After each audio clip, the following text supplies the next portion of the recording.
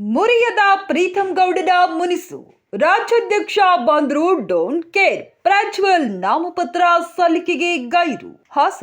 ಹಾಸನ ಲೋಕಸಭಾ ಕ್ಷೇತ್ರದ ಎನ್ಡಿಎ ಅಭ್ಯರ್ಥಿಯಾಗಿ ಸಂಸದ ಪ್ರಜ್ವಲ್ ರೇವಣ್ಣ ಇಂದು ಅಧಿಕೃತವಾಗಿ ನಾಮಪತ್ರ ಸಲ್ಲಿಸಿದರು.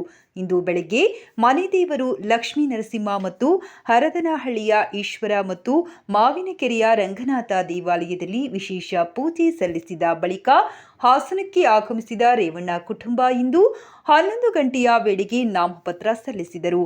ಬಿಜೆಪಿ ರಾಜ್ಯಾಧ್ಯಕ್ಷ ಬಿವೈ ವಿಜಯೇಂದ್ರ, ಶಾಸಕರುಗಳಾದ ಸಿಮೆಂಟ್ ಮಂಜು, ಎಚ್ಕೆ ಸುರೇಶ್, ಮೈತ್ರಿ ಅಭ್ಯರ್ಥಿ ಪ್ರಜ್ವಲ್ ರೇವಣ್ಣ, ವಿಧಾನ ಪರಿಷತ್ ಉಪಸಭಾಪತಿ ಪ್ರಾಣೇಶ್, ಮಾಜಿ ಶಾಸಕ ಎಚ್ಕೆ ಕುಮಾರಸ್ವಾಮಿ ಉಪಸ್ಥಿತಿಯಲ್ಲಿ ಜಿಲ್ಲಾ ಚುನಾವಣಾಧಿಕಾರಿ ಸಿ ಸತ್ಯಭಾಮ ಅವರಿಗೆ ಪ್ರಜ್ವಲ್ ನಾಮಪತ್ರ ಸಲ್ಲಿಸಿದರು.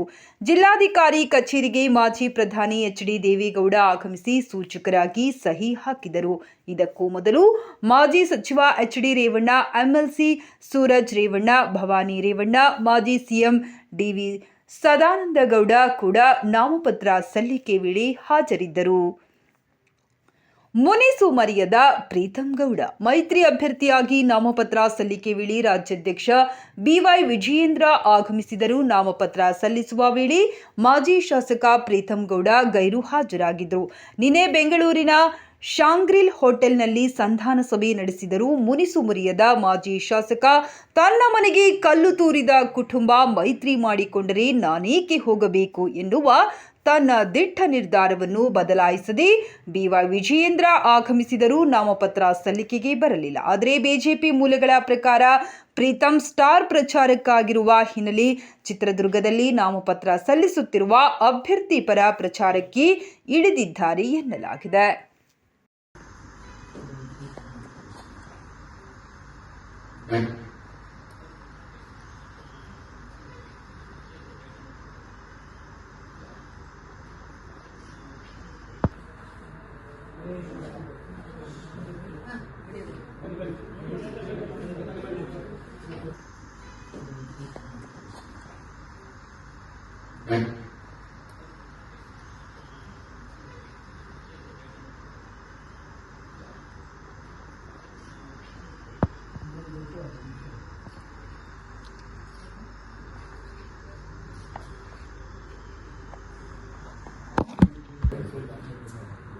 Each page has same yes.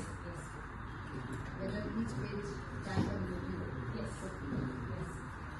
Movies and the date, yes. Submitted in